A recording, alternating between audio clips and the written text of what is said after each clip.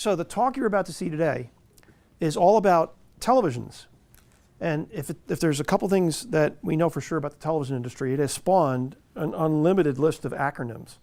I mean, it's just getting totally out of hand. I work with it, and I can barely keep up with it. But I was asked, at HPA, we do a super session every day before the conference starts, where we just pick one topic and we spend an entire day talking about all facets of the topic. And this was getting stuff to the home.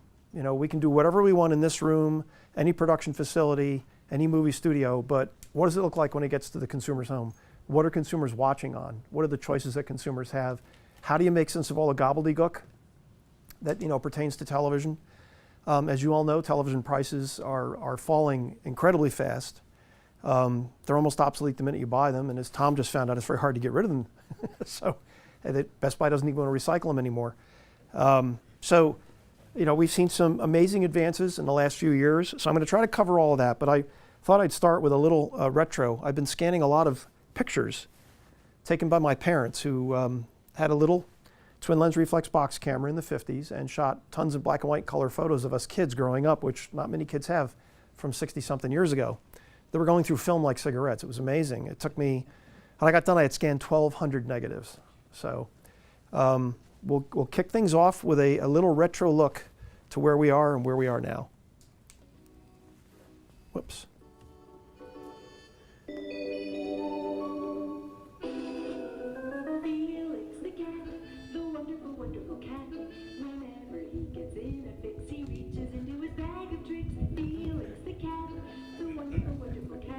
My father built that television.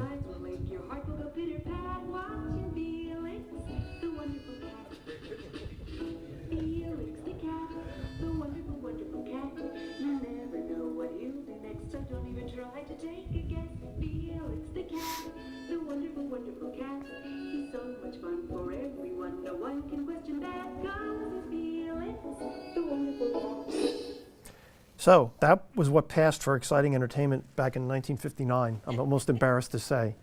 But yes, my father did build that television. That was part of a hi-fi system. Remember hi-fi? Mono, one speaker. Phil Spector's favorite mixing format when he produced all those great hits in the early 60s. Hated stereo. He wanted to mix his wall of sound to one channel. So I'm dating myself, and of course, as some of you younger people may not know, the whole world was in black and white back then. There was no color, so color wasn't invented till the mid-60s. So the question always comes up, what's on TV tonight? Well, back then, it was 3 channels, and then a bunch of static on the rest of them. But today, it could be the television in your family room. It could be that old portable TV that's in the kitchen, which is getting bigger because the ones in the family room have gotten bigger. That Gen 1 iPad you gave to your teenager that you don't even want anymore, the smartphone on the table next to you, and the laptop that you left on in your office. These are all televisions nowadays. And this is a new concept. Well, again, there's the resolution of that old portable TV. If it's a tube, on a good day might be 240 lines. But we have phones now that have more resolution in them than some of my older TVs do. So it's interesting to go back and just see how we've gotten to where we are today with television. Televisions used cathode ray tubes early into the 21st century. This was it. I mean, they were big, they were bulky, they were heavy. I think the largest one I ever saw was a 40-inch Mitsubishi, weighed like 270 pounds. In fact, one of my friends still has one in his basement, and he's trying to figure out how to get it out. Years ago, he said, I'm not going to use that anymore, I'll put it in the basement. Now I'm looking at him going, aha! Gravity, got to get it upstairs, right? First plasma TVs. Who here had a plasma at one time or another? You loved them, right? I still do. Yeah, well, everything has its day. First one's introduced in 1993. First LCD TVs introduced in the late 1990s. Wide XGA resolution. First true HD plasma came out in 1997. Derek was telling you about a 0.9 millimeter pitch video wall. The first plasma TVs, the 50-inchers that came out that cost 50 grand, had a dot pitch of 1.2 millimeters.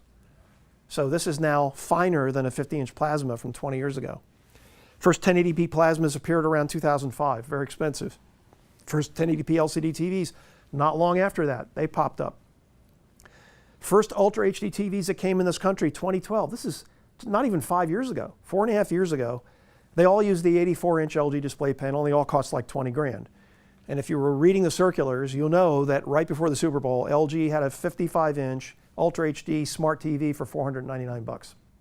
So 20 grand to $500 in 4 years. And production of plasma TV stopped in 2013. Why? Because Panasonic was losing its shirt. And I say losing its shirt, its pants, its shoes, its socks. They were losing billions of dollars a year. You have no idea how close. Panasonic almost went bankrupt. Sharp basically is bankrupt. It's now owned by a Chinese company. Sony almost went bankrupt. So obviously, televisions went from a big profit center to, oh my God, I have to get out of this business. This is crazy. Why am I selling these things? And the nexus of all the manufacturing is moving to China now. The first DVD players. My first DVD player was $700. I almost feel like an idiot admitting that. Netflix opened its doors in 1997. Anybody here know why Netflix came into existence? Because Reed Hastings, who started it, got ticked off at having to pay late fees to Blockbuster.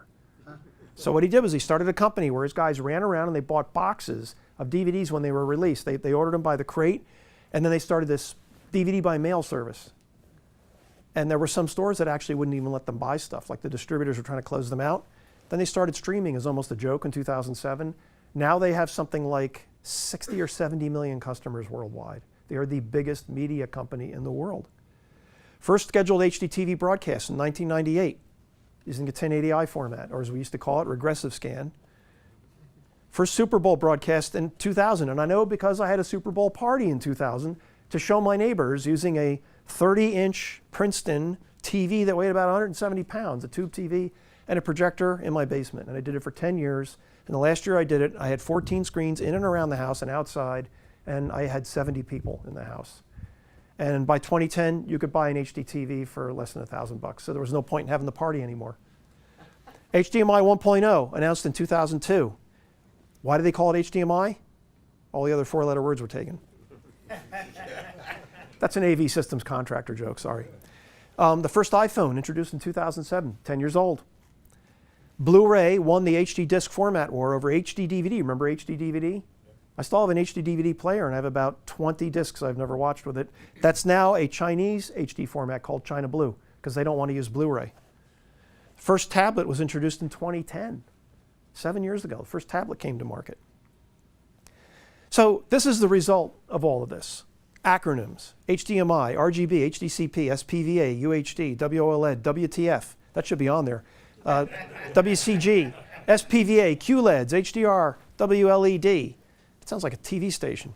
And the thing is that we in the industry tend to throw these terms around rather loosely, and we forget that most people, like my wife, just sit there scratching our heads going, it's like listening to a baby just spouting gibberish. What does any of it mean? So I went on this website that is a news about Xbox, and they had this very interesting article where they talked about all the different names that people call 4K TV, which technically is not 4K. The TV you buy is 3840 by 2160 pixels. It's Ultra HD. So it's called 4K, 4K Ultra HD, UHD, UHD 4K, SUHD, Ultra HD, Ultra HD TV, and 2160p, which is the last, that's what I use. So if you're a consumer, you might think those are all different things. We're all describing the same thing, and most of it's incorrect. For listed resolutions or modes, 3840, 2160 at 24 hertz, 50 hertz, 60 hertz. Commonly used names for HDR10. HDR10 is the simplest form of high dynamic range. It's static metadata. So we call it HDR Premium, a high dynamic range, HDR, UHD Color, Ultra HD Premium, Ultra HD Deep Color, Ultra HD TV with extra whitening agents and brightening agents for your teeth. It smells lemony, and boy does it catch fish. So no wonder this is confusing for the consumers, because there's no common use of terminology, and in fact most of the terminology is butchered. Some perspective: while DVR use is on the rise, the vast majority of TV viewing remains live, according to a study done by Media Life last November. Bet you were surprised to hear that.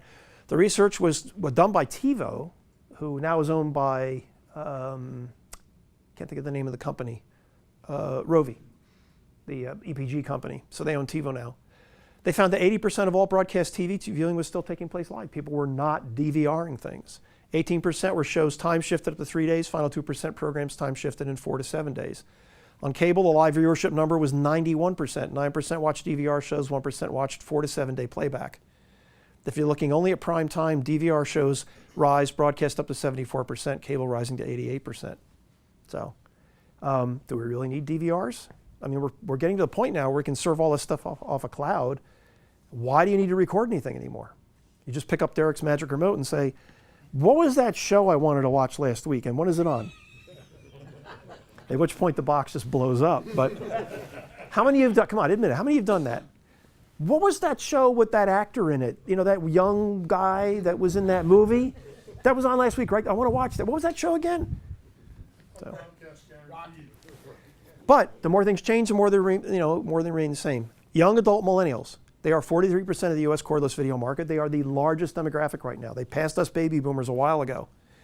These are defined as people in the cordless video market that have never had cable, satellite, or fiber optic service, or they cut it off at some point. 30% of US millennials are cordless. My son is cordless. My razor is cordless. Small joke there.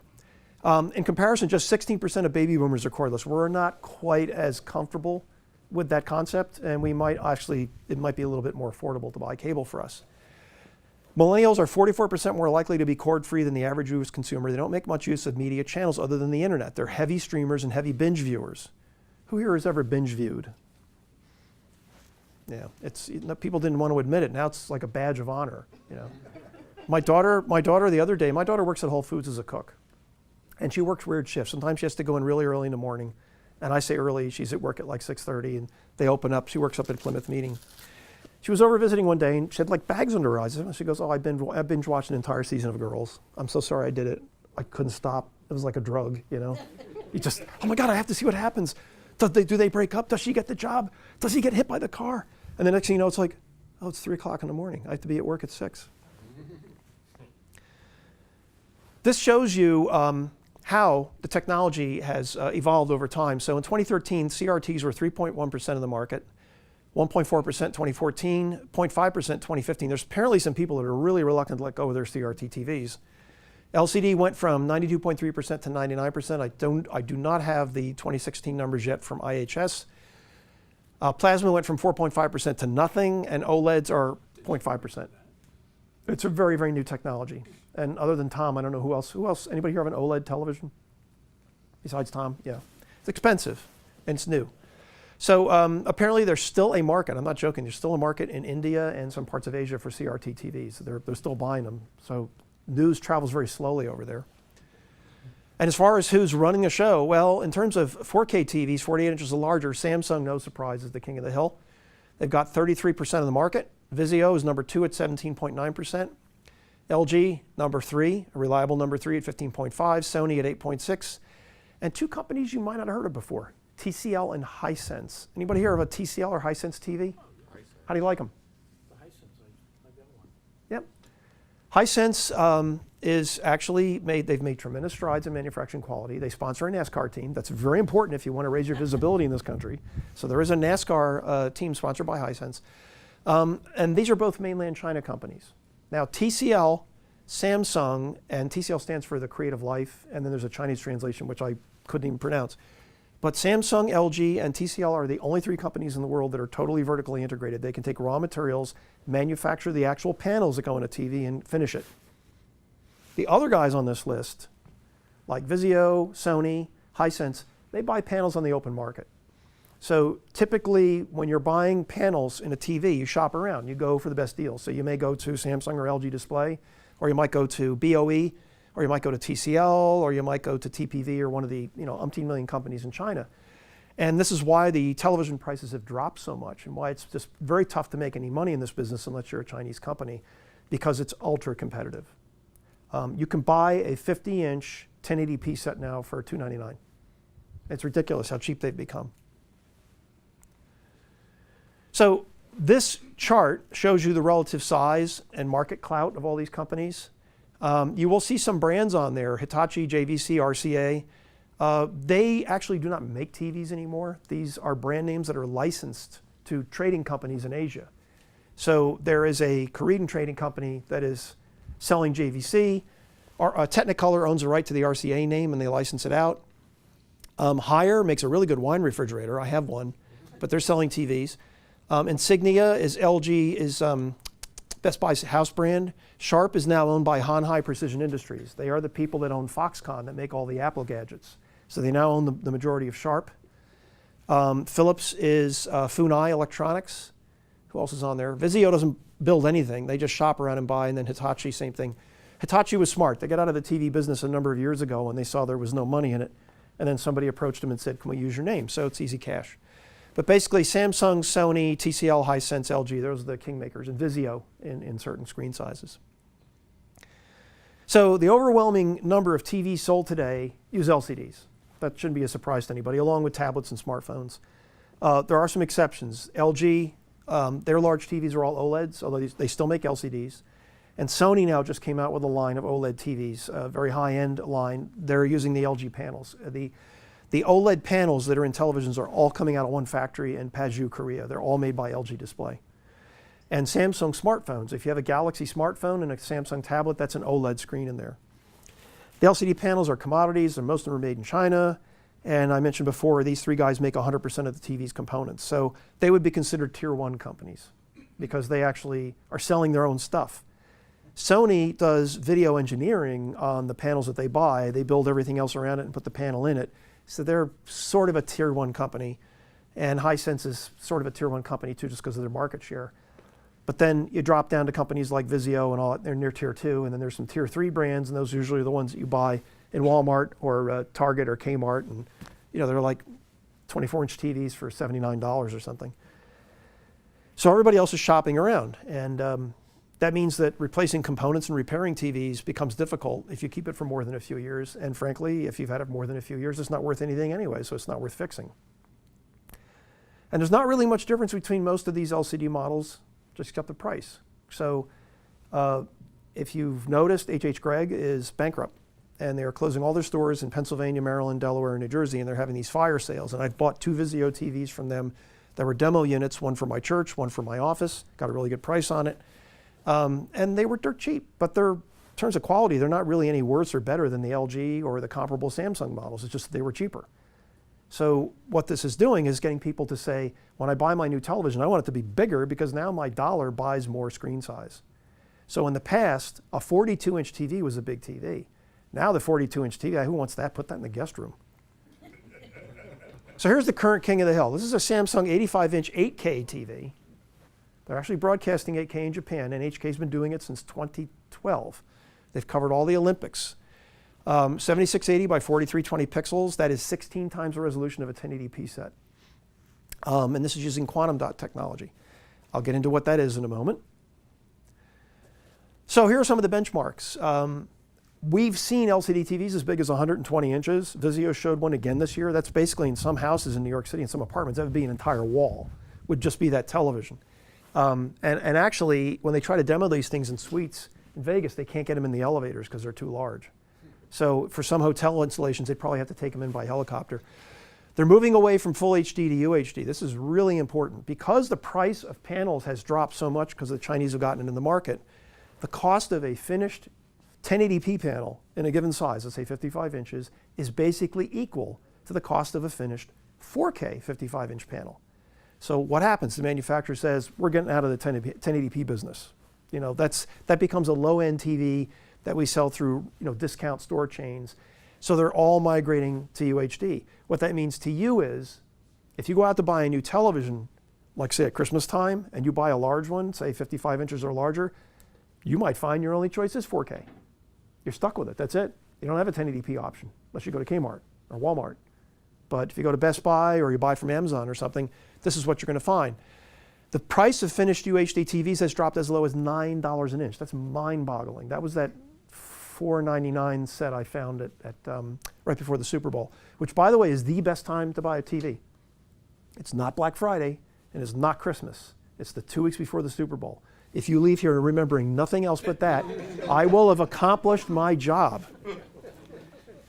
Now, we'll get a little technical here. Most TVs use what's called vertically aligned VA, liquid crystal compounds. We have pattern vertical aligned, we have multi-domain vertical aligned, we have super. By the way, they love adjectives in this business. Super, pattern, vertically aligned. We have ultra, pattern, vertically aligned. At some point, they're probably going to come out with awesome. They're going to come out with, wow, dude, rad. And these compounds, most of them are made by a company called Merck. You might have heard of them. They have a specialty division that makes liquid crystal compounds. It's like a paste. And when you form the liquid crystal substrate, you actually put this liquid crystal compound in, like this paste, this thin paste, and seal it up. LG panels use something called in-plane switching. So in vertically aligned, the little liquid crystals tilt back and forth like this to pass or block light. In in-plane switching, they rotate on an axis. The difference being that in-plane switching typically does a better job when you're off-axis viewing it. If you've seen an LCD TV and you notice when you wander off-axis, the contrast kind of flattens a little bit and the color saturation goes away. And this is just typical of LCD. They all do this. It's not as bad with IPS panels. Peak brightness, 300 to 400 candles per square meter, or nits as some people call it, which is pretty bright. Most common backlight is white LEDs. This is what everybody uses. Either they're edge lit and super thin TVs using an optical waveguide, or they're in arrays directly behind the pixels. And the pixels themselves have red, green, and blue filters. And that's what's called a WLED. It's not a radio station that was a sitcom years ago, WLED in Cincinnati. That's what white LED stands for. And again, edge illumination, those are the super thin TVs. So you have all the LEDs on one side, you have an optical waveguide. That doesn't always work that well. So if you put a black screen up, sometimes you see little areas where it's a little lighter, a little darker. Or direct illumination. Direct illumination is what's being used on this TV. Yeah, this is thicker, but you get a better uniformity to the picture. So these are some of the TVs I saw at CES, some cool things. There's a Samsung 85-inch HDR, which might very well be this guy. Hisense 65-inch HDR TV. LG showing a 65-inch 8K TV. Conca, which is a Chinese brand, not that little truck you got as a kid. They showed 65 and 85-inch TVs. LG was showing tiled 4K TVs. And then Samsung came out with, this is the first time I've seen this. This is a curved 37-inch HDR computer monitor. So this monitor will actually do high dynamic range. That's pretty cool. And what people will do is they'll take 3 of these or 5 of these and build a wraparound immersive display for virtual reality and for gaming. So no matter where you look, you're in the middle of the display. All right, some of the terminology that we use with LCDs. And by the way, a few years ago, LCD TVs used to use fluorescent lights in them. They had the thing that looked like your intestine in an X-ray or something, curling around. It's called the cold cathode fluorescent light, and there are also hot cathode fluorescent lights. They moved away from that for obvious reasons. They have salts of mercury in them. I mean, they're toxic. I just had to recycle a whole bunch of fluorescent bulbs through waste management. It involves a Mylar zipper bag, which you then seal up, which then goes in a box, which you seal up, which then goes in another box, which you seal up, then you give to UPS. So you can't just throw them out anymore. So we moved to LEDs, and LEDs are a little bit more friendly to the environment. Typically they have gallium nitride and gallium nitride compounds in them. Samsung confused everybody by starting to call those LED TVs. They're just liquid crystal displays, they just use an LED backlight. That's the only difference. They're not something different. An LED TV would be that thing you saw when you walked into the Comcast Center, because you're looking at tiny little LED pixels actually creating the image. So they're transmissive displays. That means the light is coming from behind them, they're shuttering, and it's passing through the display to your eyes. That gives you automatically a limitation on a viewing angle. Who here at one time or another had a rear projection TV? Anybody? Yeah, remember when you start to get a little off axis, it got really dark? A little. That's what happens with, yeah. Okay, well that's transmissive. That's the downside to transmissive viewing. The color flattens, color desaturates, brightness drops. It doesn't matter which kind of LCD panel you use. They all do this. And it's not easy to overcome. So these are the 2 most common LCD panel types. I only mention these because there won't be a test on this, so don't worry. You don't need to write this down, but this may show up in the literature. Sometimes the marketing guys think it's cool to tell people that, well, we have MVA. It's like, well, there's a foundation that can cure that, I think. Oh no, you mean multi-domain vertical alignment, okay. Because really, some of these acronyms sound like a disease. Do you suffer from PVA? We could do like a 2-minute commercial on that. Like the couple sitting in the bathtub. We don't suffer from PVA anymore. We have IPS now. So you'll see super PVA, premium MVA, which to me sounds like a steak. Advanced MVA, I'm sorry, your husband is suffering from advanced MVA, PVA. Samsung, Sharp, Innolux, AUO, BOE, these are not airlines, these are Chinese companies, CSOT, TPV, this is the most common type of LCD panel. So if you buy a Samsung TV, a Vizio TV, Sharp, something, they're all using vertically aligned glass. You're not going to see a tremendous difference between the performance of these. In-plane switching, not as widely used. It was invented by Hitachi. LG basically is the dominant player there. You'll see super IPS, advanced IPS, enhanced IPS, and I'm trying to convince them to use awesome IPS because they're running out of adjectives. I mean, they have ultimate IPS too. LG, Sony, Panasonic, AUO, Samsung have all made these at one time or another. So how can we soup these things up? Well, LG Display, they took me seriously. They now have UIPS, Ultra IPS at CES. What they've done is they've improved the off-angle viewing and the color, rendering it off, because that's the biggest knock on LCD TVs. And it is better. It's definitely an improvement over what they had before. Then he announced something called Nano Color Lcd. What this is very tiny little particles that are less than 2 nanometers in size in the optical path, and when you hammer them with light, they give off very intense colored light. This is supposed to give you much wider color gamut, much more intense color, and much brighter images. So it's a way to get to high dynamic range. Samsung, TCL, Hisense, and pretty much everybody else is adopting something called quantum dots. Well, quantum dots, not to be confused with dipping dots, because you can't eat these would kill you, are actually tiny metallic particles, and they can be made from things as common as zinc and lead. But they're most often made from something called cadmium, which the European Union does not like because cadmium is considered to be a toxic metal. So when you take cadmium and selenium and you put them together and you make something called cadmium selenide, and you make these tiny little dots, you can't see them, but they can be manufactured repeatedly to a very exact tolerance. And depending on the size, when you hit them with really intense ultraviolet or blue light, they give off a very pure color. So depending on the size, they'll give off red, green, or blue. So what they do is they put this in an optical film, they put it in the stack here. So you have a backlight, then you have a polarizer, then you have the optical film, then you have your color filters, and you have another polarizer. There's quite a few stacks in here. And the blue backlight, we don't use white now, we're using blue LEDs or BLEDs. The blue does two things. It gives you the blue color, and then energy from the blue quantum dots tickles these red and green quantum dots, and they emit a very intense red and green. And it's very stable. It doesn't drift. It's got a bandwidth of about 40 nanometers, so it's a very pure color. And they will just run forever and ever. Those of you who had plasmas might remember that sometimes the image would stick on them. And they cautioned you not to leave something really bright, like the little bugs from a network. Don't leave it on there for too long, because you turn it off, and it always would be there. Well, that's the blue. Blue phosphors age very quickly. Blue OLEDs age very quickly. Blue is not a very stable color. But they get around that by using blue LEDs and these red and green quantum dots. And now Samsung claimed to improve the viewing angle on their SPVA panels, and they actually did. So I'm not sure if I have a picture of that or not, but I should say they're really in danger of running out of superlatives because they've used up so many adjectives.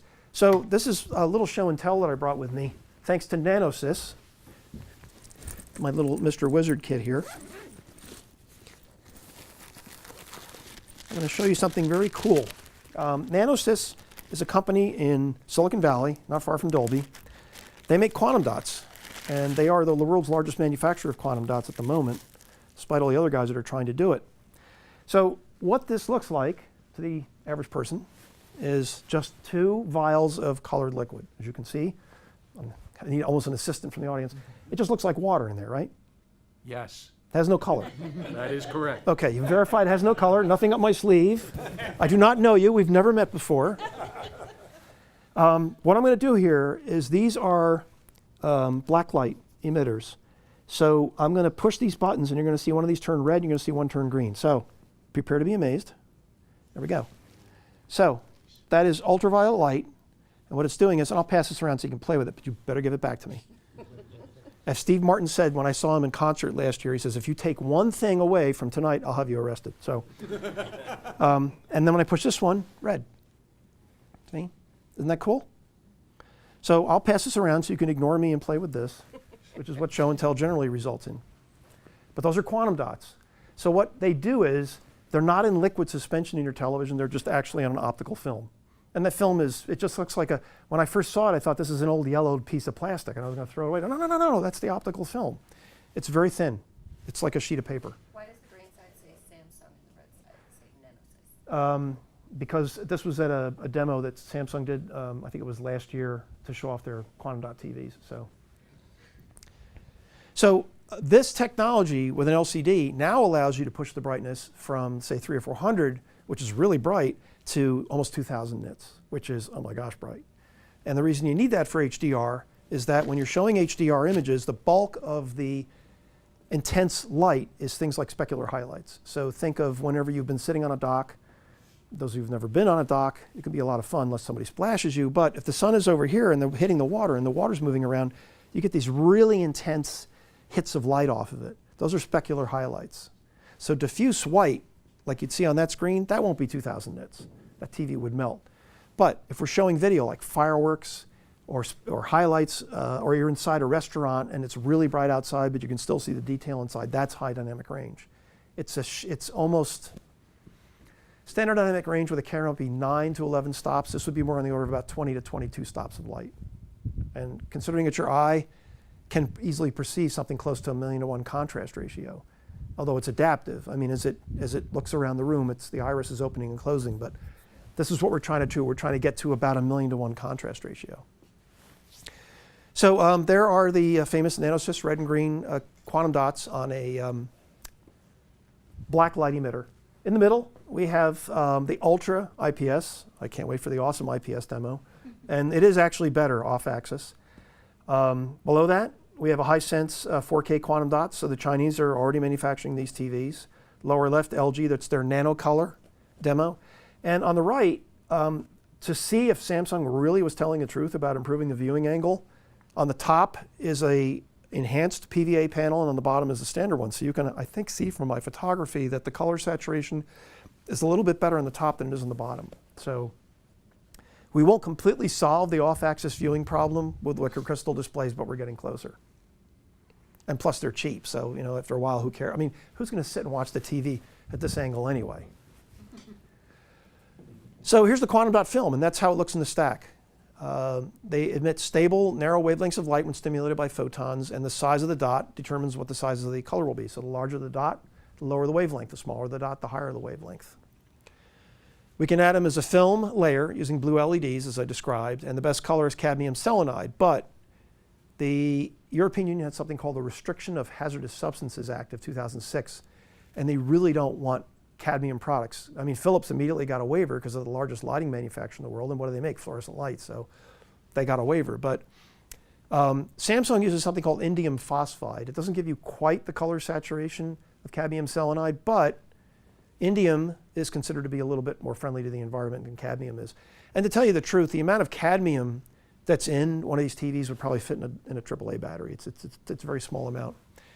And Nanosys actually has cadmium selenide, which the Chinese are buying because I guess they don't care about the environment, indium phosphide for manufacturers like Samsung, and then they've lawyered this. So they figured out the minimum amount of cadmium they can put in there before they break the ROHS restriction. So whatever that number is, or just below that.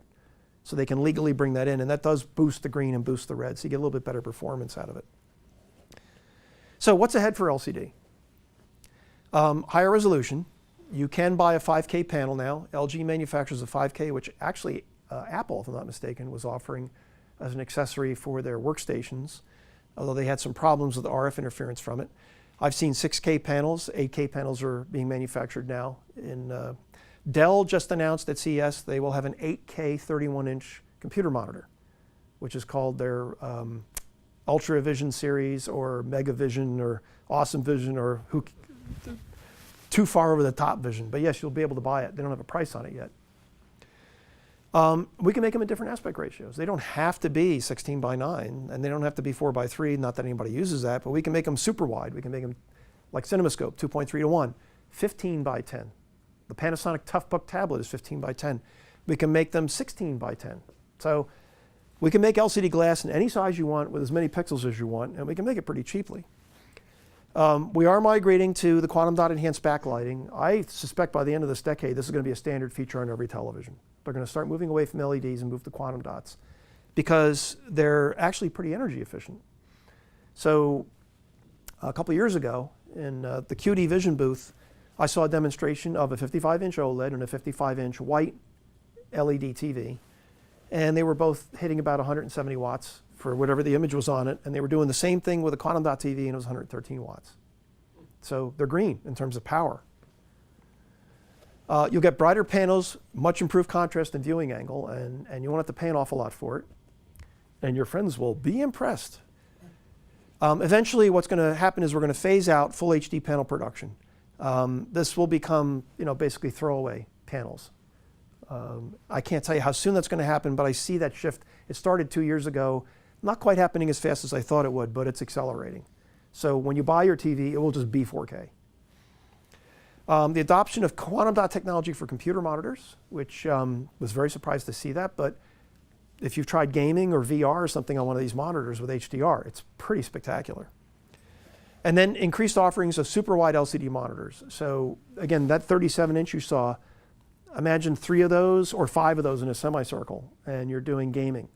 You're using a NVIDIA card and you're branching it out and doing it, and these are almost seamless because the mullions are disappearing on these things too.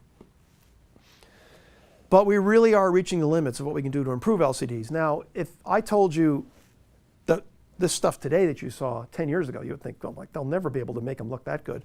They really do look good, and they're looking better, but we are kind of reaching the point where we can't go any further.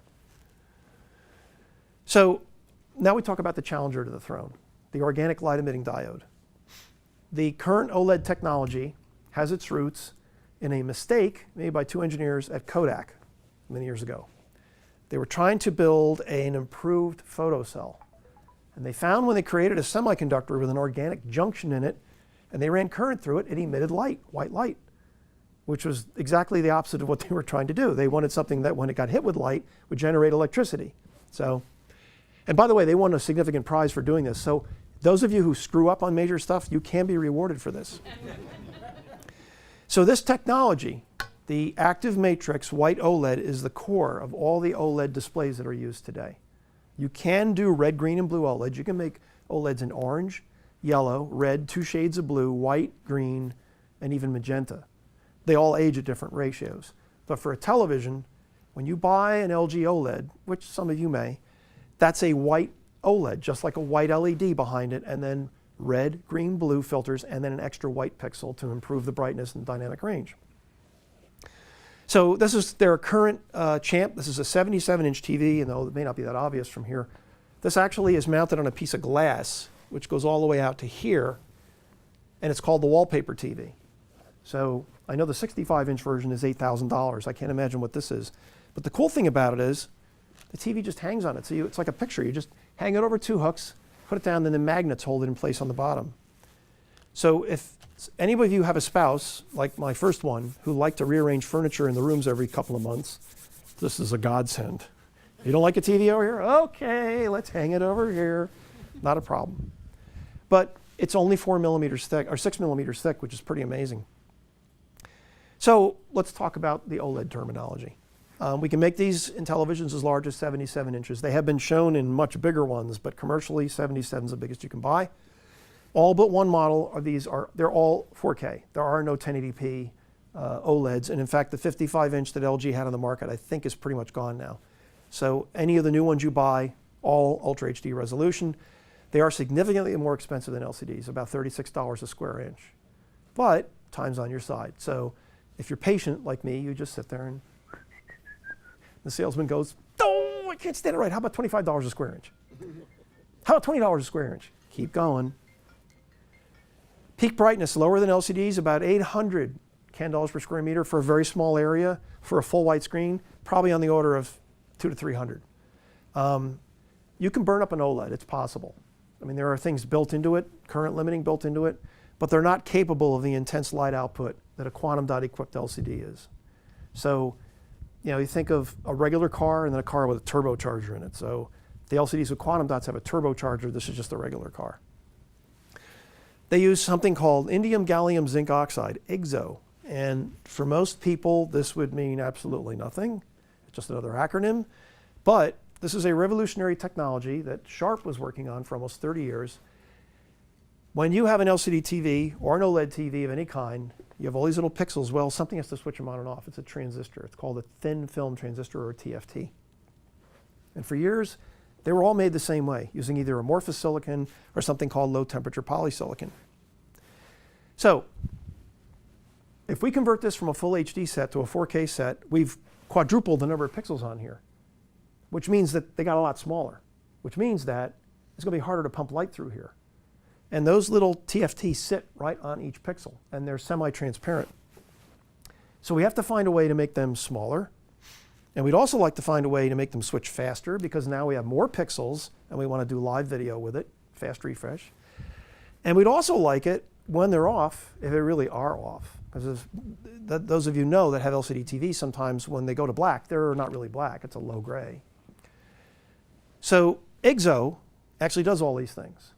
It is much smaller than a standard TFT, uses a lot less power, it has a very low leakage current, so when it's off, it's really off. It can be made transparent, and boy does it catch fish. But when you make LCD panels, you have what's called yields. You make OLED panels, you have yields, okay? You have a certain number of dead pixels on there. Well, you want to keep those to a minimum. But that's not the whole story. You also have that whole backplane of little TFTs that are switching everything, and you have yields on those too. So it was very difficult to make TFTs out of IGZO technology, because they're really oxide. They're almost like field effect transistors. And it was very hard to make these with high yields. So Sharp was the first company to make the breakthrough. And then at a CES meeting with LG Display, they just very casually mentioned that all our OLED TVs use IGZO in them. It's like, we didn't even know you guys were working on it.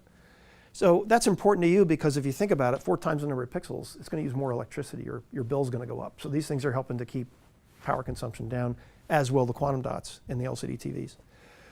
They have excellent contrast under high levels of ambient light. And the OLED stack is much thinner than LCDs. I've seen these as thin as 2.5 millimeters. In fact, there are flexible OLEDs. So I think last year at the SCTE meeting, I showed a roll-up television while I was playing video. You can just roll it up, stick it in your pocket. So, and they can do a very wide color gamut. So they can do the DCI P3 gamut, and they have very low black levels.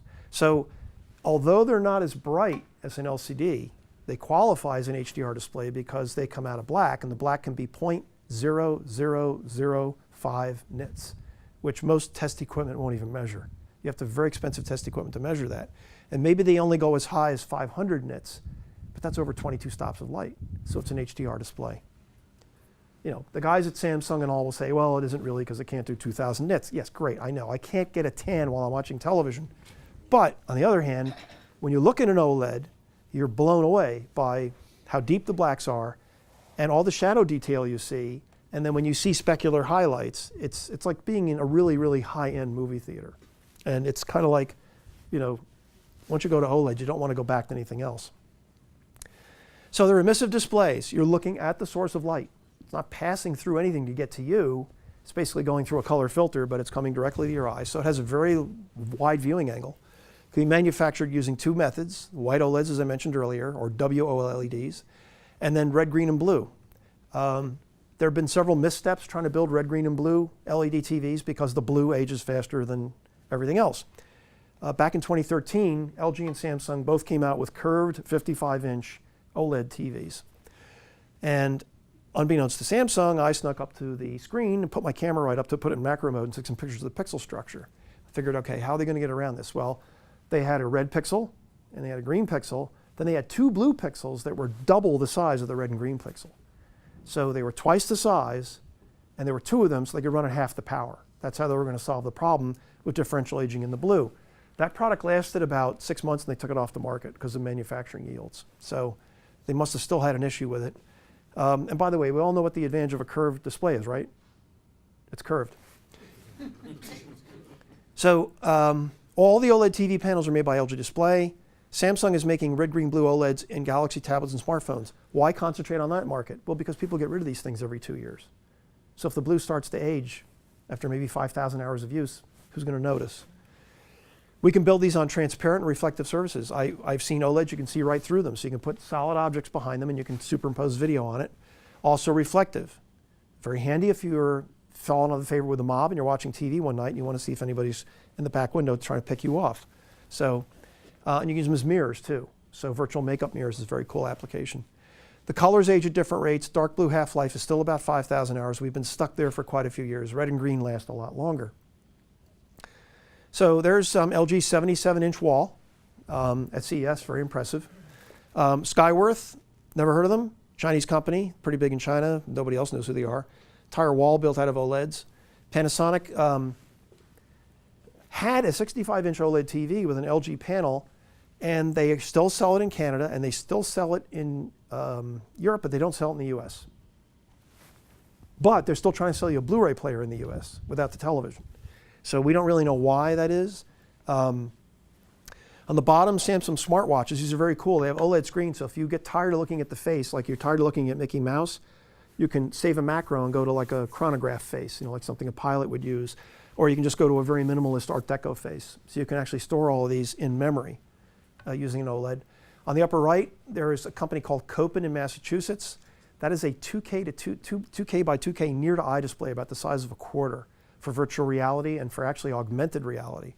So at CES, they showed a fireman's mask, protective oxygen mask you'd use if you're going into a burning building, and you're trying to find if there's any people that need to be rescued. And they had the little screen down here. It can't be in your field of view, but it's down here. You look down at it, and it's hooked to an IR sensor, so you can see the bodies of people as they're moving around. Very, very clever. And on the lower right is the LG Transparent Oled that they showed this year in their private booth at CES. So the Chinese are really excited about OLEDs. They want to get in on this. So there are 7 China-based panel makers that are setting up or expanding active matrix OLED production facilities, going from 272,000 square meters to 7.8 million square meters in 2020. That's a compound average growth rate of 131.9%. So obviously they're in this to stay.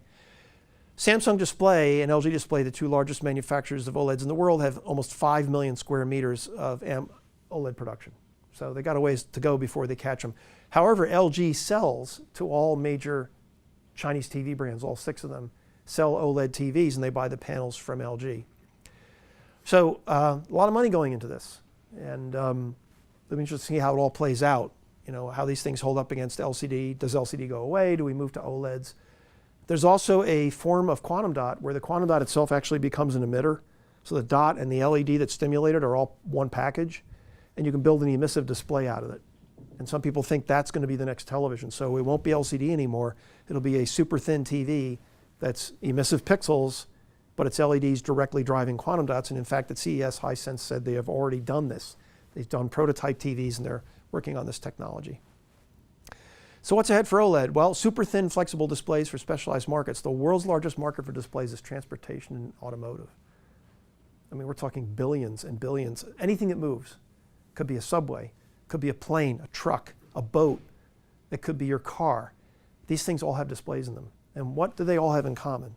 They create vibration. You stop short, you run into somebody, God forbid, but G-forces, okay? So if you have a rigid display in there, over time it'll crack, the substrate will break. If you have a flexible display, it'll just bounce, which would be cool. Think about that, a bouncing smartphone. Put all those guys that do smartphone screen repairs out of business. So OLEDs have been manufactured with 8K resolution. Sharp has shown, and oddly enough, it was only 13 inches. So what's the point of having 8K resolution in a 13-inch display? But it was a concept demo. OLEDs can be bent into concave or convex shapes. Last year in the LG display booth, I stood like this, and they had a half-pipe 65-inch 4K TV wrapping around me, and they had one of those shoot-'em-up games in there, Call to Action or Call to Duty or whatever. And they had spatial sound, and after about 30 seconds in there, I had to back out. It was too intense. I'm not a big fan of VR glasses that you wear. I think that was a better experience. So it's a half-pipe TV made out of an OLED. They're excellent choice for near-to-eye displays because they have excellent contrast and brightness. And OLED is the logical successor to plasma. If you loved your plasma, you're going to love an OLED TV. They're brighter than plasma. They have a finer pixel pitch than plasma. They use a lot less power than plasma, and they're thinner than plasma. And they have very high switching speeds. They're light-emitting diodes. I mean, they're just organic, but they're still light-emitting diodes. So if you want to do high frame rate video, which we haven't really talked about before, but the idea that you could shoot video at 120 frames a second and reproduce that in the home, these are perfectly suited to that because they can switch at those speeds. And if you've ever seen HFR video is pretty spectacular. Auto racing, soccer matches, and everything. Nothing is ever blurred. Everything is razor sharp. The only limitation is the peak brightness and differential aging of the blue. And the white compound that is used in these TVs is actually a combination of 2 doped compounds which by themselves produce yellow light and blue light. And if you remember elementary school or junior high school physics, when you combine yellow and blue, what do you get? White. So the question now is, as Tom continues to watch his OLED TV over time, will he start to see it shift towards yellow? Because the blue doped compound starts to age faster than the yellow. And I don't have an answer to that. We don't know. So to recap the televisions, if you buy a television or a computer monitor today, it will very likely use LCD technology. You can almost bet on it. SDR, Full HD and Ultra HD TVs use, boy, I really threw the acronyms up there, white LEDs with color filters. Pay attention, class, this will be on the exam. HDR UHD TVs use blue LEDs with red and green quantum dots. The only exception is a couple of TVs are playing tricks by putting extra white pixels in there to try to get a brighter image. But most people are using quantum dots. Chances are you will upgrade to a 4K set. You know you want it. B, tell the truth now. And you'll pay about $9 to $20 an inch for your new 4K TV, depending on what you go for. 10 years ago, 5 years ago, talking about buying a 75-inch TV. Who's going to buy that? Well, they're not that expensive now. They're $3,000 for a 75-inch TV. Now you really run into a problem like, well, great, I bought it. Where am I going to put it? It doesn't fit anywhere in the house. Or you can select a television with OLED technology. All OLED TVs support high dynamic range, wide color gamut, and if the driving circuitry is in there, they can do high frame rate video.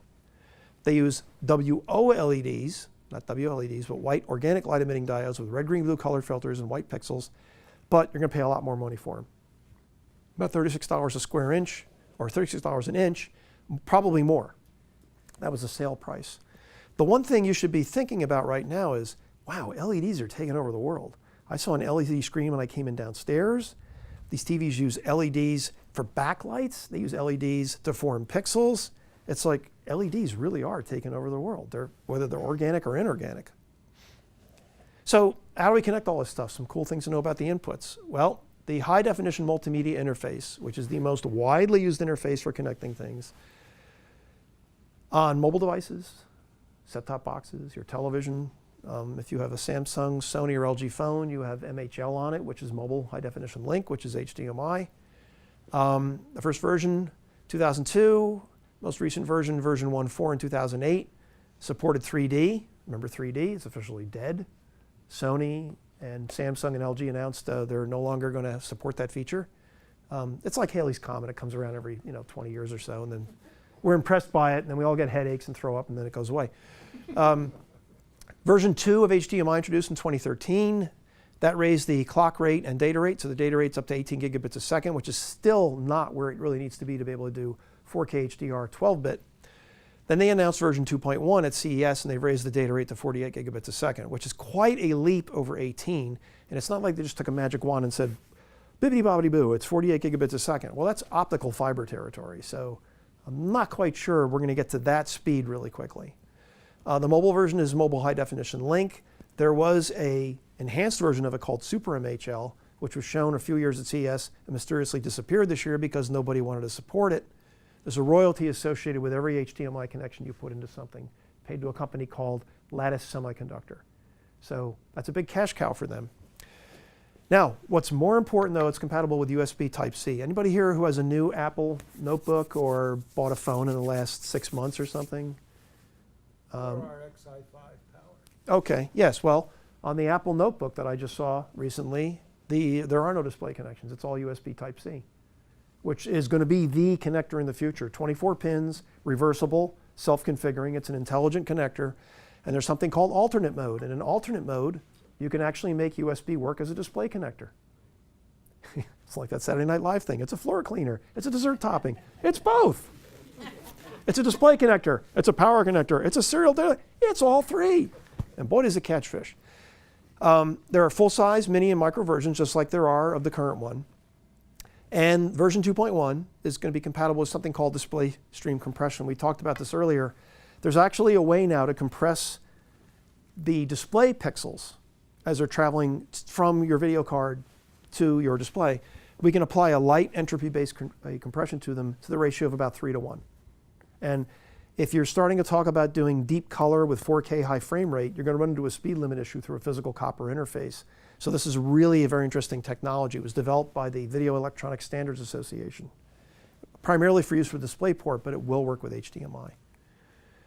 So it was all over at CES talking about HDR and how they did it. And this is not something that they actually discussed publicly, but I know a guy at Lattice.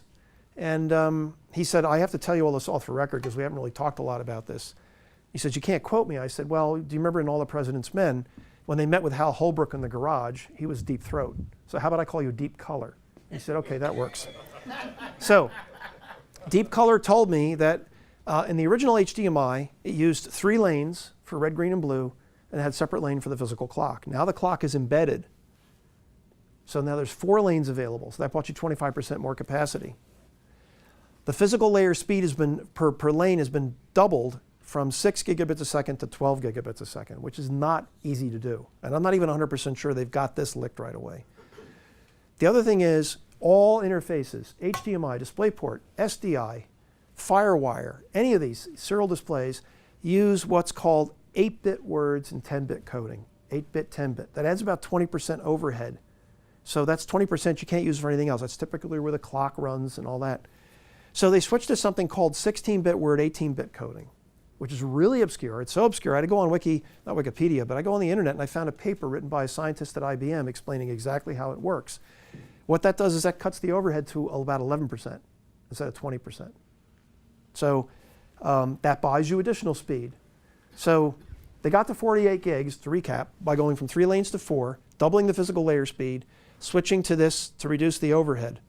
That gets them to 48 gigs a second, but obviously now I need new cables because that's a lot of data to be pumping through a copper interface. In fact, I asked him, where's your optical interface specification? DisplayPort's had one since the beginning. You still don't have one. He says, well, I don't want to disappoint you. We still don't have one.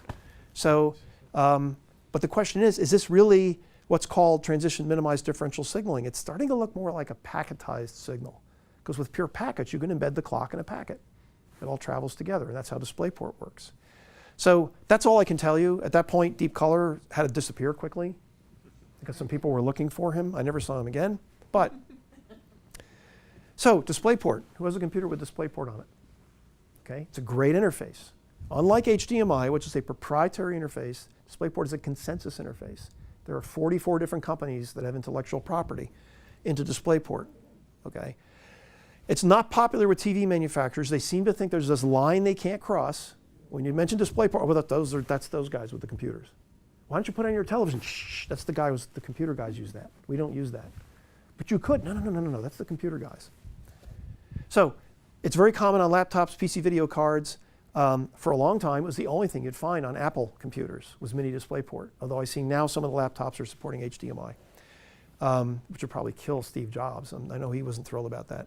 So the current version of DisplayPort 1.2, introduced in 2009, the speed is 21.6. Now HDMI 2.0 is 18. This is 3 gigabits a second faster already, and you can buy it now. DisplayPort 1.3 was announced in 2014. That goes to 32.4, so that's 8 gigabits a second, 8.1 per lane. That's their physical layer speed, or the PHY as they call it. And then version 1.4, which is an amendment to it, added support for high dynamic range and broadcast video formats like 422 and 420, because originally DisplayPort was only RGB or 444 as we know it. So now it actually supports 420, 422, and HDR extensions. It is also compatible with USB Type-C. So at the SMPTE conference, Gary Demos, who does cool things with compression, was showing me a new Mac with, again, 3 USB Type-C ports, and one of those, when he came out of it, hooked into a display. The DisplayPort configuration was made. The connector figured out, oh, I'm connected to a display, not a charger. And bingo, there's the image on the screen. So that's cool because that allows us to minimize the number of connectors on future gadgets and ensure that everybody is supporting one standard. Full-size mini and micro versions, and it's also compatible with display stream compression. The big difference between DisplayPort and HDMI, there's no royalties or licenses with DisplayPort to this day. Visa has said we want more people to use it, so for the time being, we're not going to charge a royalty and we're not going to charge a license to use it. You have to register to get the specification, but once you have it, you knock yourself out. You can put it on anything you want. So I have seen it pop up occasionally on televisions, and then it just sort of disappears again. Because the TV guys, well, they use it. That's the computer guys. We don't use that. It's just a very weird thing. So they're also doing HDR. So here was a demo of 4K, 120 hertz, native, through the interface, right to the panel. Awesome stuff. So their physical rate, 8.1 per lane, maximum 32.4, compatible with CTA has specifications for HDR, and the extensions are 861.3 And so you have A and B and G, and it depends on the HDR format. And also 422, 420 color. So here they're showing true 4K, 4096, 2160 at 120 hertz using display stream compression. Let's talk about HDR for a minute. A lot of people feel like this is not fair because they finally figured out what most of the acronyms meant when it came to televisions, and they thought, oh great, now there's a committee and they worked on a whole new set of acronyms that I have to learn. You know, the committee, those are the same guys like when you're running late driving one day, they schedule every school bus in the world to pull in front of you and delivery trucks to stop. That's the committee. Same committee did this. Okay, so 4 HDR formats are currently proposed in use. Hybrid log gamma, which is not really involving any metadata at all. It's really more a gamma curve that was developed by the BBC and NHK for broadcasting. Dolby Vision, which requires a license and is proprietary. Technicolor's format, which allows you to combine standard dynamic range and high dynamic range in one pipe, which is really cool. So you can have both signals traveling at the same time, and the appropriate display will use the correct HDR, SDR metadata. And Samsung, who has something called dynamic tone mapping, and they can't figure out what to call it. And briefly at HPA, they're calling it HDR10+, but about 50 of us went over there and said, do not do that, or you will not leave this building alive. You'll just confuse everybody. So now they've got some new name for it, but it does have a SMPTE standard. It's SMPTE ST2094. And Dolby Vision is based on perceptual quality, which is ST2084. Dolby Vision is scene referred. Dolby loves to tell you about the fact that they can imagine people having a monitor that'll do 4,000 nits. And the guy who's doing the color correction will be blind after one day. Because if you've ever gone to a game at Citizens Bank Park or the Lincoln Financial Field, and you look at the LED display, that's running about 3,000 or 4,000 nits. I don't know if I want to sit in a darkened room and be staring at that. But that's scene referred. So what they're trying to do is translate literally the camera data to the display. Hybrid log gamma is actually display referred, so it's more display friendly.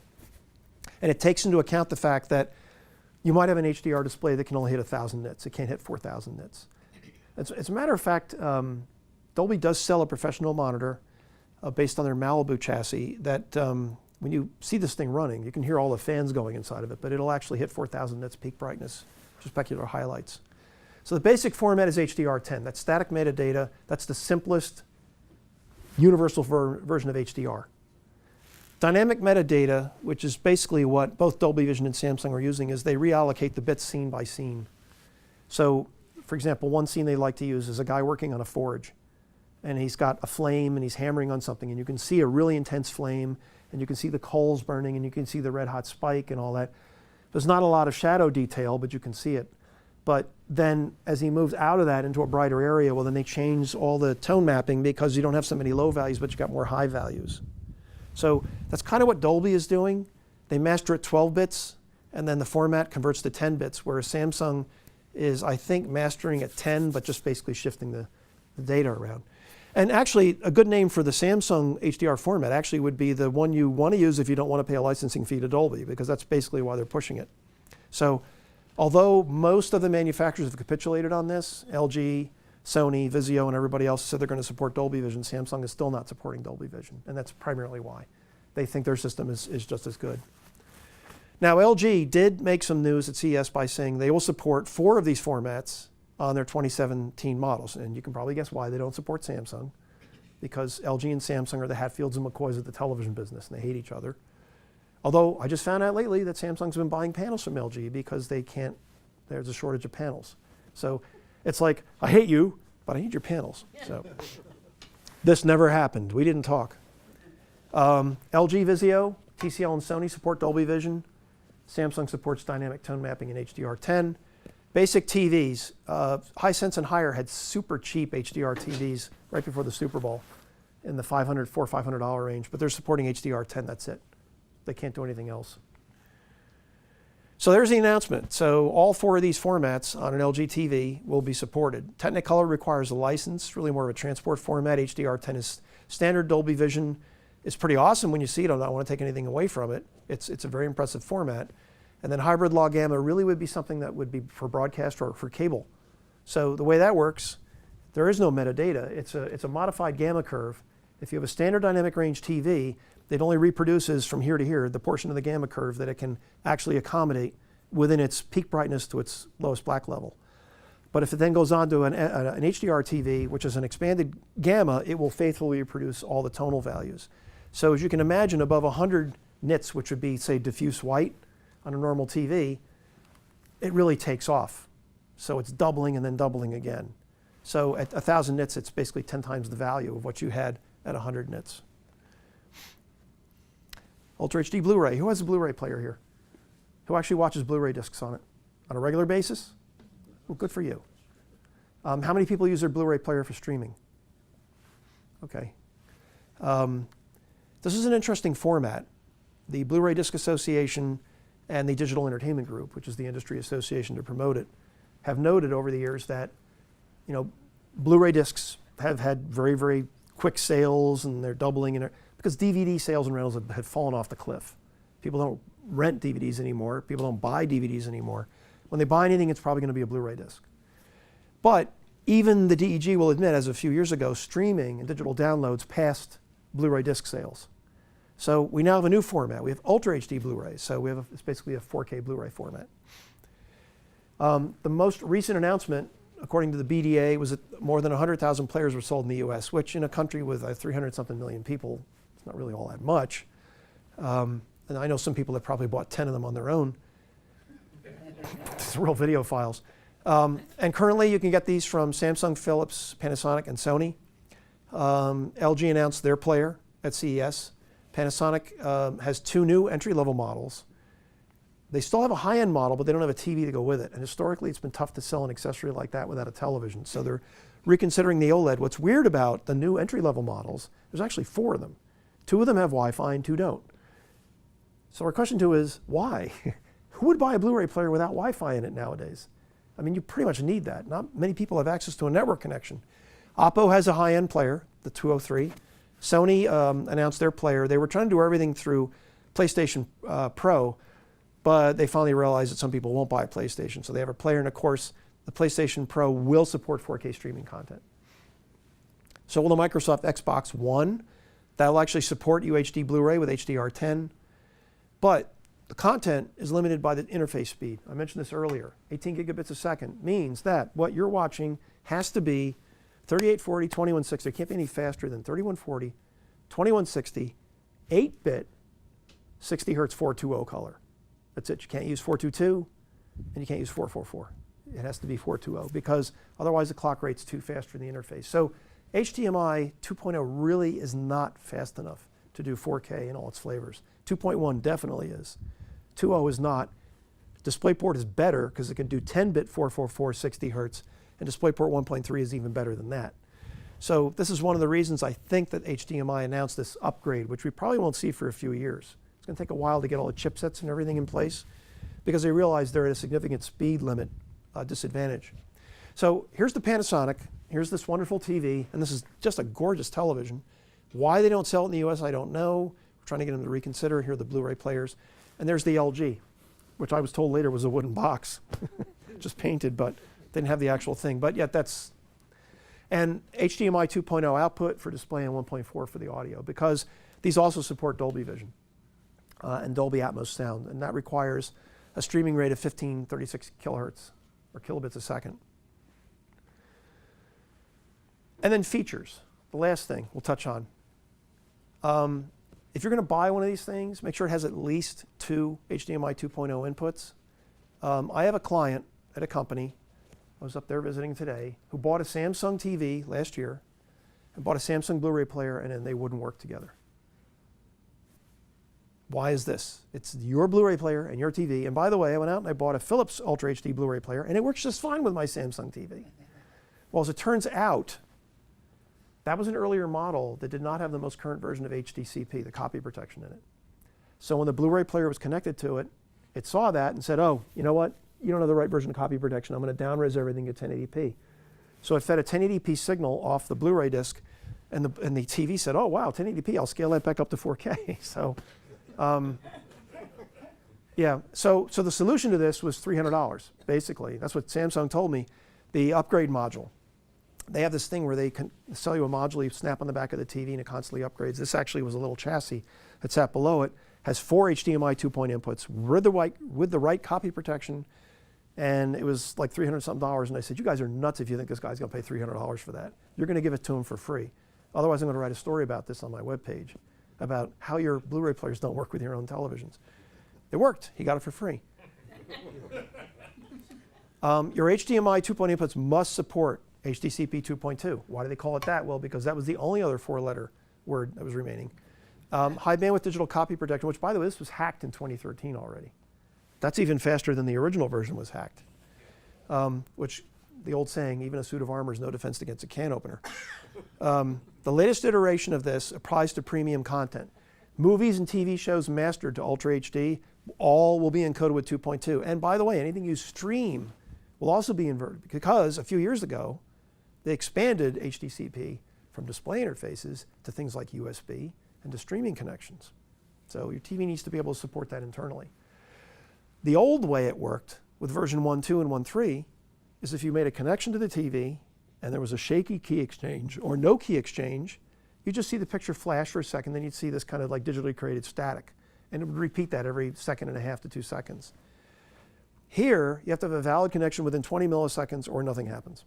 So in theory, for some reason, if you didn't get a good handshake, you plug the HDMI cable in, you put the disc in, and you just see a black screen. You won't even know if it tried to make a connection. So that's one of the things that's going to drive people crazy. And then smart TVs. All of them will support Netflix, Amazon Prime, and Hulu, and YouTube. Those are the 4 biggest channels. They probably have 80% of the market. But here we go again with the acronyms. So you'll see a variety of brand names for smart TV interfaces, including WebOS, which is LG, Smart TV, which is Samsung, Smart TV Apps, which is Vizio, and you'll see Android TV. A few years ago, we had Google TV, which had a keyboard with like 150 keys on it, which is a total disaster. So now we have Android TV, and that can mate to your Android phone. So you can operate the TV from your phone. As far as watching on other devices, all tablets and smartphones can decode H.264, and most of them will support VP9. And VP9 is a codec that Google came up with.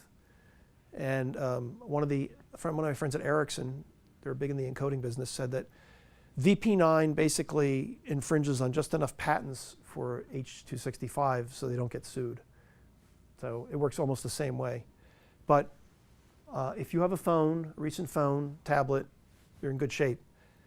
All the YouTube content that streams, including the 4K stuff they're starting up and also the broadcast channel they're going to be doing, they're now having a channel package, is all VP9 because they're owned by Google. Most of these are equipped with LCD screens. Samsung, Lenovo, Hisense, Asus are all using OLEDs. Premium models have full HD. I have seen 4K phones. They're out there. Sony Xperia has a 4K display. Why? I guess because they could do it. LG a few years ago had a curved screen on their phone. And what's the advantage of a curved screen? It's curved. But we have no HDR phones yet, although I did see a prototype of one. So yes, the HDR will come to your pocket, which is pretty cool when you think about it. So, one last thought. PayPal. We all know who PayPal is. We've probably used it at one time or another. 58% of video consumers watch content on a mobile phone followed by a tablet. This was a self-serving study, obviously. It's for people that do downloads. 10,000 respondents found more than 50% of American viewers prefer Netflix over other services. That's no surprise. Netflix is still the clear leader. 75% pay for streaming channels versus 41% who purchase downloads. After Netflix, the next big one is Amazon Prime, followed by YouTube, just general video on demand, kind of like Comcast, Hulu, and HBO Now. Male respondents overwhelmingly prefer streaming comedy compared with drama for women. So make of that what you will. It was an interesting study. So that wraps up my presentation. And as little me is saying, that will come in very handy 58 years from now when I buy my first Ultra HD TV with HDR. So I hope you've learned a few acronyms. Some of you may just decide to skip the elevator and just step right out the window at this point because like, I forget it. I don't even want to go in a showroom. But it is a very interesting time to be involved in this industry. It's very confusing for people who buy televisions. I'm hoping that I brought a little bit of light to the subject here. And you better give me that demo back. Where's my quantum dot exciter? I love that thing. Sit there at night and play with it, Hey Pete, I got a question for you. Yes, fire away. Back in 2000,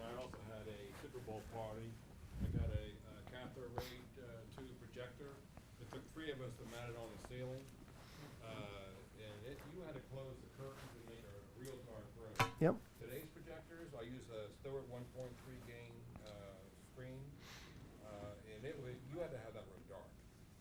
The stuff today with the new screen technology and the new projectors, you can watch it in a fully bright room with no closing the drapes at all. What's happened to that whole sector with projectors and the new screen? Well, I actually have in my home theater, I have a 92-inch Joe Kane Affinity screen. I have a Mitsubishi, because they're out of the projector business. In fact, they're out of the TV business too, but a Mitsubishi H6000. This was new in around 2007, 2008, 1080p. I never use it. I watch everything on the big screen TV. Because the equivalent viewing distance, if you think about it, the equivalent viewing distance when I'm sitting on my couch watching the television is about the same distance I was sitting from this 82-inch screen, and it's equivalent distance. So I said to my wife, it's kind of funny, we used to have these big Super Bowl parties and we'd fill that room up. I go down there maybe once or twice a year. I've just become lazy because the television has gotten so big now, it's like, what do I need the projector for? So what's happened to it? It's a tough market to be in. The dominant company in that market is Epson.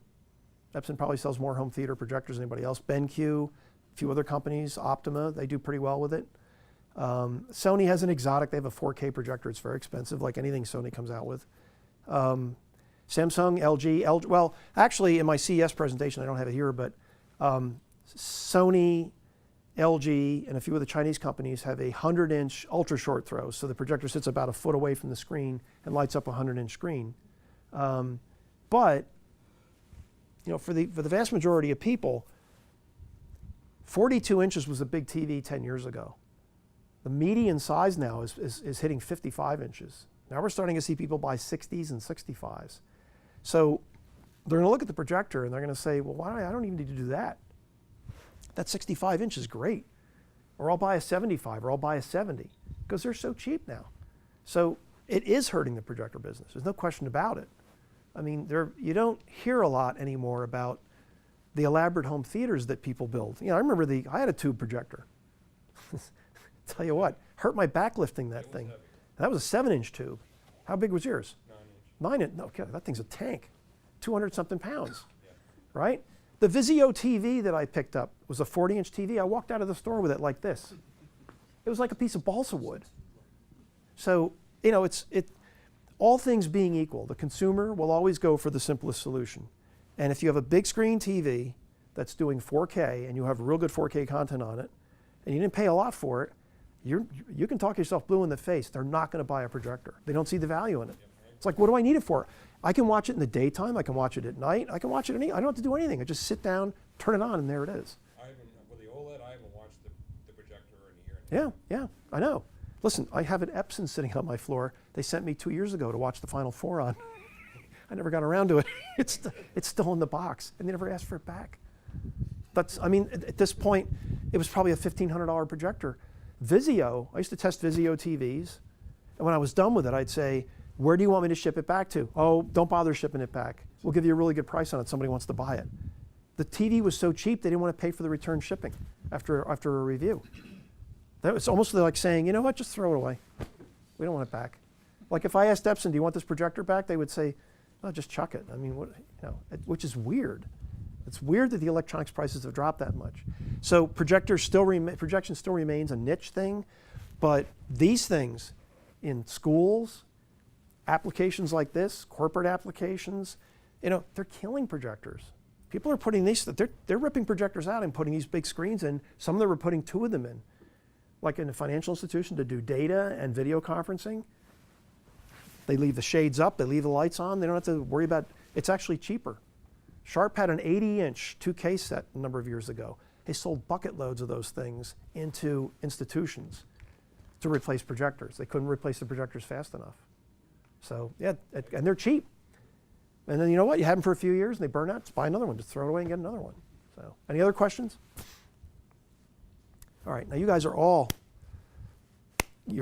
really good consumers now. You can go into, well, it's not hard to go into Best Buy and confuse those people. I'm sorry to say that. I go in there as a secret shopper a lot of times, and it's not hard to bamboozle them. I actually should go in there with this thing and say, do you want the green one, or do you want the red one? So anyway, thanks for coming out tonight, and thanks for Derek and Comcast for hosting this. It's been a blast. I hope that they'll ask me to come back and confuse you even more in the future. So.